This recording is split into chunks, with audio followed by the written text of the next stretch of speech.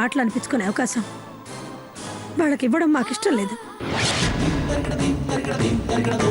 కీడో మేలో మీరు దాన్ని విడిపించడం మంచే కావచ్చు, కానీ అది దాని బాధ తీర్చలేదు.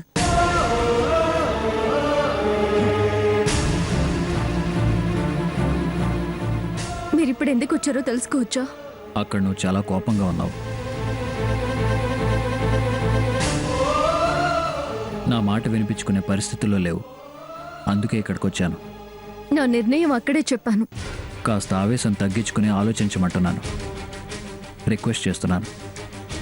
మరో ఆలోచన లేదు, అదే ఆఖరి నిర్ణయం. అలా అనకదారనే, మళ్ళీ అలాంటి పరిస్థితి రానివ్వను. నేను హామీ ఇస్తున్నాను. పరిస్థితులు చెప్పి రావండి, హామీలు అడ్డుపడలేవు. నేను మళ్ళీ ఆ మనుషుల మధ్య ఇవ్వలేను. అక్కడ నీకు తోడుగా నా చెల్లెలు ఉంది.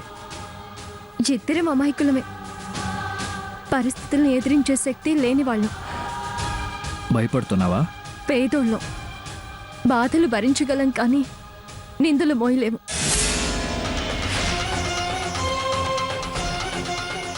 దయచేసి నన్ను ఈ విషయంలో మళ్ళీ మళ్ళీ అడిగి ఇబ్బంది పెట్టకండి. బాబు, అది అన్నం పుణ్యం ఎరగని పిల్ల. గలగలా కలుపుగోలుగా మాట్లాడుతుందే తప్ప ఏ అభంశుభం తెలీదు. దాని మనసుకు చాలా పెద్ద గాయమైంది. అందుకేనండి క్షమాపణ అడిగేది. కనీసం తప్పు సరిదిద్దుకునే అవకాశం ఇవ్వమంటున్నాను.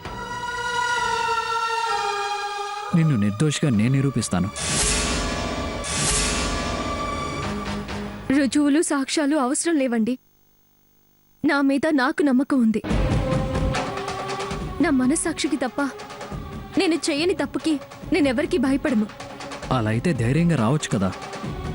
నీ మీద నిందలేయటం వల్ల ఎవరికి ఏ లాభం ఉండదు కాబట్టి అక్కడే నువ్వు నిరూపించుకోవచ్చు కదా. వద్దు అనుకున్న మనుషుల మధ్యకి రావడం ఎందుకు? నమ్మకం లేని వాళ్ళని ఏ నిరూపణలు నమ్మించలేవు.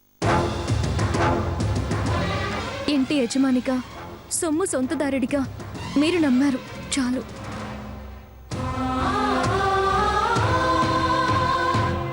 ఆ నమ్మకానికి విలువిచ్చైనా రావచ్చు కదా. మీరంటే గౌరవం ఉంది, మీ చెల్లెలంటే అభిమానం ఉంది, కానీ ఆత్మాభిమానం చంపుకొని అక్కడికి రావడానికి నా మనసు అంగీకరించడం లేదు.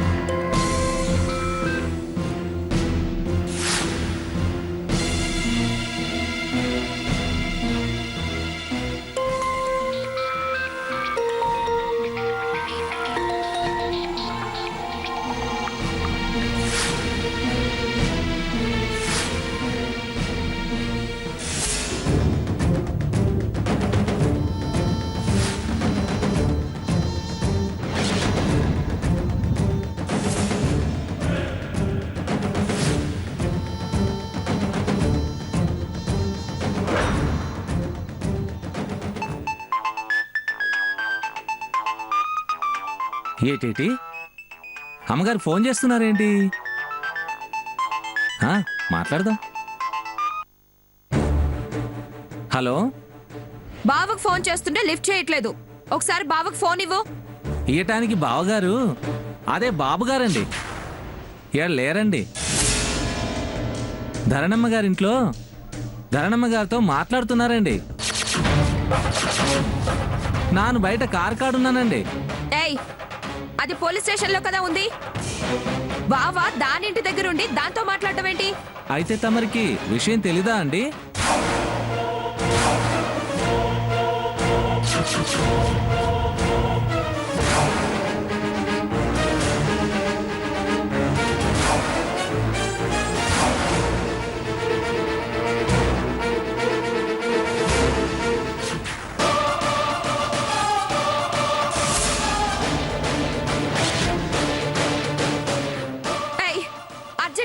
బావకి ఫోన్ ఇవ్వు.